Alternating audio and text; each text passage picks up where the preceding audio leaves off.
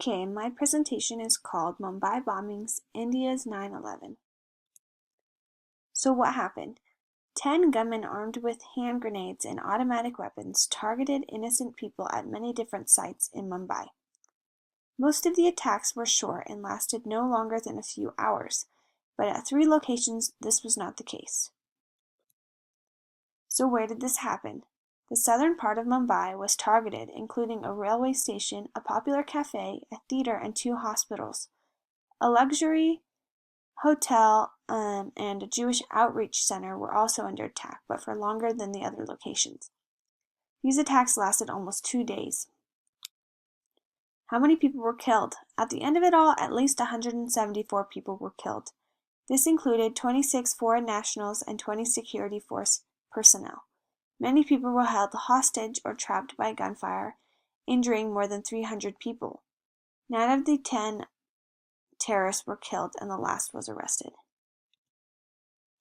Who were the attackers? The true identity of the attackers is under speculation, but a group called Mujahideen Hyderabad Deccan took responsibility for the attacks via email. The email was traced back to Pakistan, where no such group was found existing. Apparently, the 10 attackers were trained by prolonged guerrilla warfare in Lashkar-e-Taiba and also another part of Pakistan before coming to Mumbai.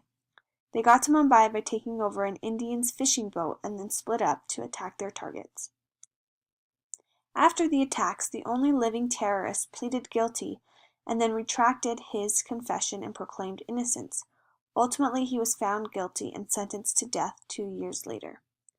4 years after the attacks, a man was found who was suspected of being a trainer of the terrorist and was arrested.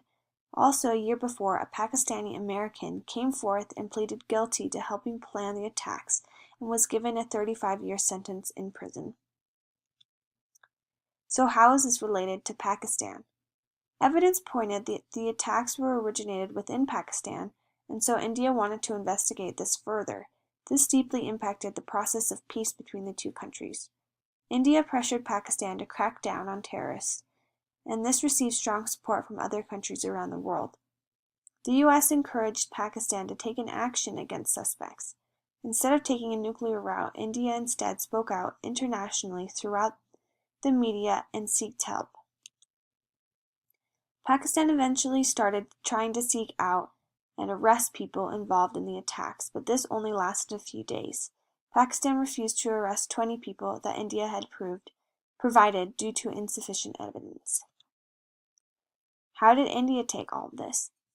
The attacks ended up exposing loopholes in India's security system and also revealed that there had been warning about attacks, but that Indian authorities had ignored them. The Interior Minister of India ended up resigning later that year and declared he took moral responsibility for the attacks. The Indian government introduced legal mechanisms and institutions to fight terrorism. There were also many efforts made to investigate terrorism. Although the Mumbai attacks were on a much smaller scale than the U.S.'s 9/11, both nations had a similar national response, which ultimately helped their desire to deal with terrorism.